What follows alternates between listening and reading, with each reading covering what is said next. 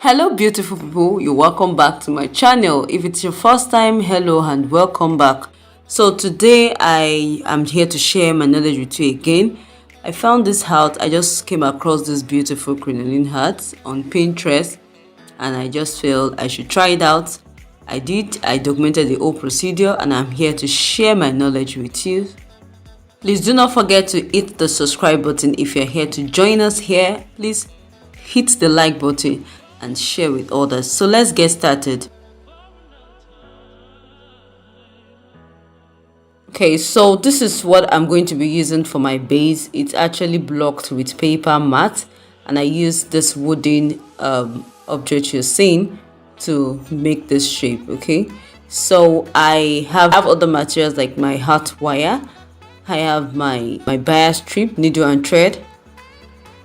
In place of needle and thread, I may actually be using fishing line while working. This fishing line is about 0.25 mm. I also have about 0.30 mm. You could use any of this.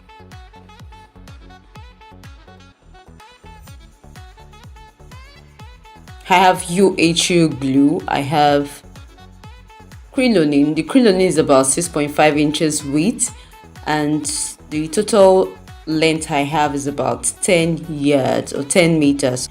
6.5 inches is the width of this my crinoline. I have a pair of scissors, glue gun and the glue stick. I also have my elastic band. You could use the plastic headband in place of this. Like I said earlier, I've blocked my base and this is it. It's dry and the next thing is for us to wire it. So I have my art wire and what I did was to measure the mold or the art block. This exact art block I used in blocking it. I just measured it and I got my art wire. Okay, so I'm trimming off the excesses. I already did that. I'm just trying to smoothen it up and do it perfectly before I proceed to the next step. So I have my art wire. So I just measured the mold. Can you see? I just measured the round to get the exact length of art wire I'll be needing. So I have about 20.5 inches. And I added extra 3 inches, about 2.5 to 3 inches is fine for us to overlap the wire. Okay, so that's the measurement I use in cutting out my wire. So I'm going to place the two ends of the wire together, my paper tape which I'm going to be using to join the two ends of my wire.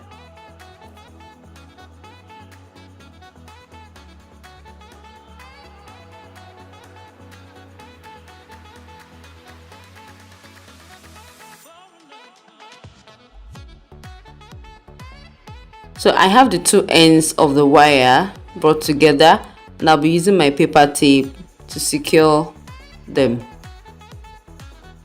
Remember that I added 3 inches extra while I was cutting my wire. Okay, so that 3 inches has to go while you overlap. I mean, you overlap by 1.5 inches on one side and 1.5 inches on the other side, making it the 3 inches so that at the end of the day, it's going to fit into the base properly. If not, it may become bigger or it may become too small if you don't do the measurements accurately. Okay, if you don't overlap by the extra inches we added earlier, it will actually show.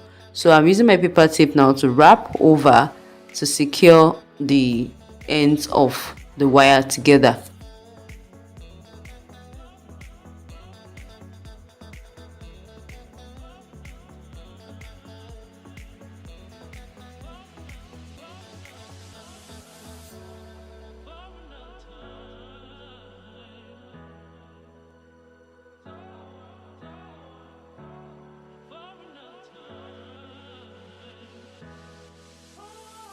Is when you're wrapping the two ends of your wire together, make sure that you don't have it too swollen or else it will show. It will actually be visible on your fascinator or your art. So I'm just going to be inserting the wire into the base, as you can see. Now I went ahead to use my hot glue to seal the wire to the ends of the base, as you can see. Okay, at this point you need to be very careful. You're applying little glue and you just apply pressure. Just cover up like that and you apply pressure. So I'll be doing that round. And once that is done, the next step is for us to start designing our base. Okay, so I have my needle and fishing line. Yes, I've threaded my needle with fishing line, and I'm going to start using my crinoline to design this base. At this point, I would like you to please watch the whole process. I may not be able to explain like that till the end, but I would like you to just watch so you can see all I was doing, okay, just to design this. Okay, so I'm just starting by folding my crinoline into two this way, and I bring the ends together like this, and I'm going to tie. Okay, so I'm using my thread to tie one end of the crinoline.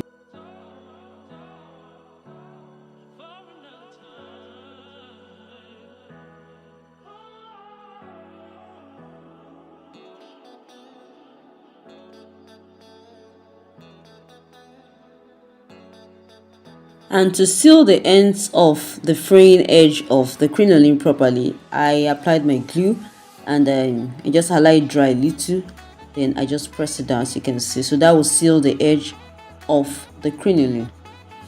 Now I'm just going to go ahead and start tacking my crinoline to my base. Okay, so please watch what I'm doing. I'm using my needle and fishing line for this. The point I just marked is just going to be the back of the art, so that will give me a guideline, or just that will give me a guide on how to go about designing the base. So I'm just starting from where I have my left thumb. Okay, I'll be using my needle and thread to do the tacking, and I'll just tack the crinoline like that round the base. I've tacked the crinoline down, and that's my starting point, like I said earlier. So I'm just wrapping the crinoline round the base. Remember, I folded the crinoline into two, so I pick the two edge, or the two edges like that while I wrap round. Okay, so I'm going to be doing some tackings like that while I take the crinoline round. I'll be lining the inner part of my base, so whatever tacking I do that may look rough inside will definitely be covered. Okay, so you can see me using my needle and fishing line to tack the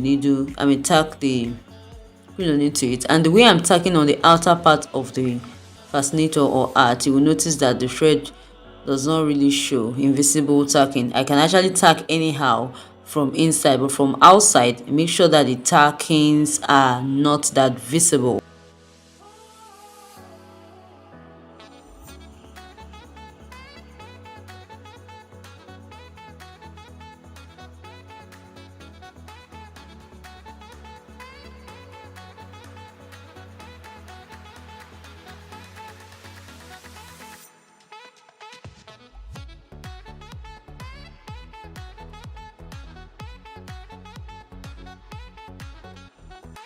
I've gotten to this point where I'll be making a rose, so I just measured what I will need, what will be enough for me to make my rose. Okay, I have about 12 inches from that point, and I trim up the excess crinoline, and I tied the end like I did the other time.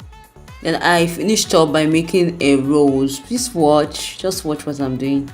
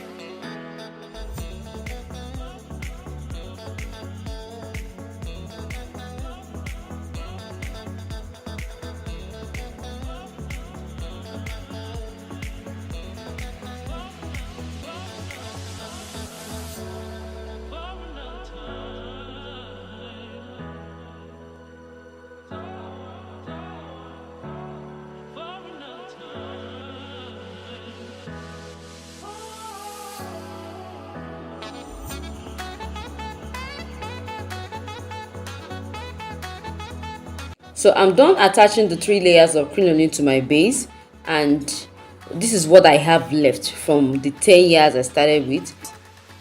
From the 10 yards that is left, I actually took off about 30 inches. Yes, I kept that as I actually used that later in the video. So this is what I have left right now after cutting out the 30 inches, and I just folded the crinoline. I folded into two. I tied the end, and I'm sewing the stitches from one end to the other end.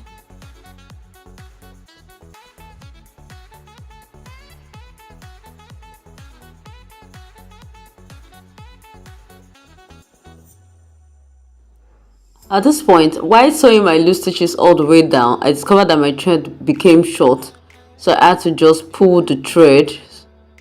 I just pull the thread together at this point so that I can have enough thread to continue sewing loose stitches. I just went ahead to sew loose stitches like that all the way down.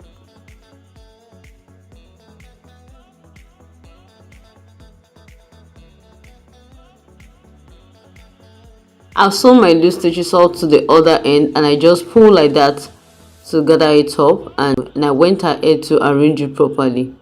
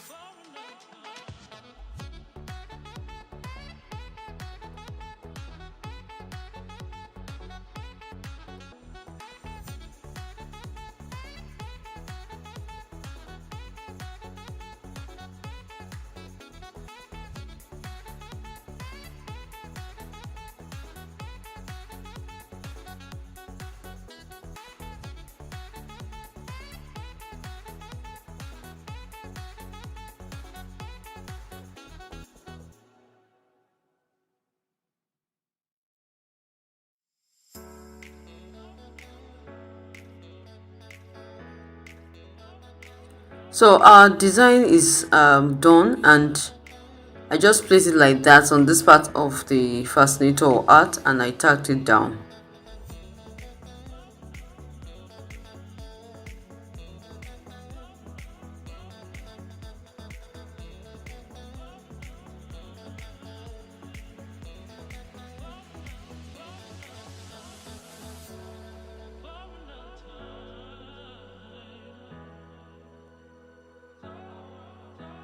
Now the crinoline I have left now is what I cut out earlier, that I kept aside earlier. So I'm just using that to still design this beautiful hat. Please watch this part.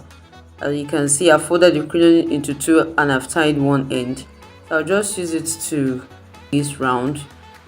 You can see the way I'm just trying to wrap the crinoline from that part of the fascinator base. You know, it all depends on creativity. You can always form something different from this, okay, once you understand the technique. So I just place my crinoline like that. I'm going to tack it like that round.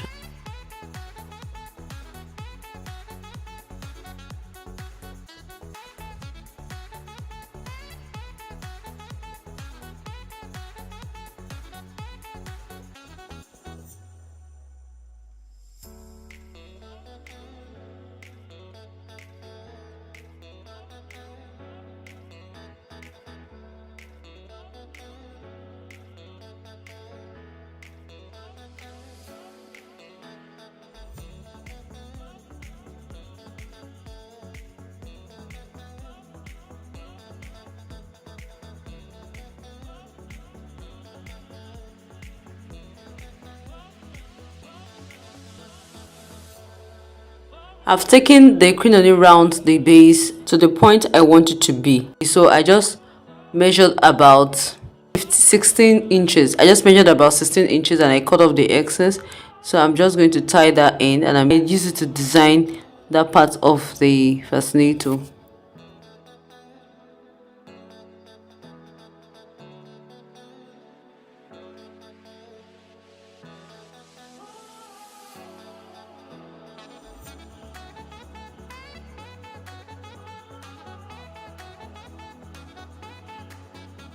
So at this point, this is what I have, and I'll just go ahead and attach the elastic. I'll just use my needle and thread to tack it to the point I want it to be. The elastic is about 13 inches, about 15 inches. It depends on how stretchy the elastic is. Okay, it could be 13, it could be 14. And I just tied each of the end, and I'm going to tack it down to my fascinator base.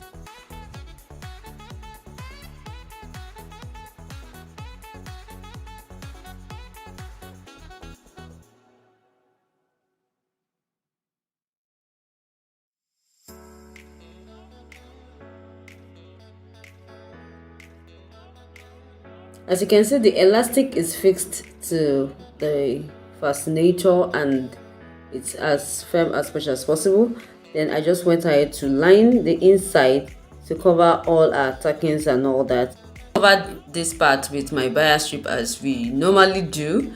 I also covered every rough edge with accessories or embellishments. Okay, and so we have come to the end of the tutorial. I hope you have learned one or two things. I hope you enjoyed this video. Please help me like, share, and subscribe if you are yet to. Thank you so much for watching this video. I will see you all in our next tutorial.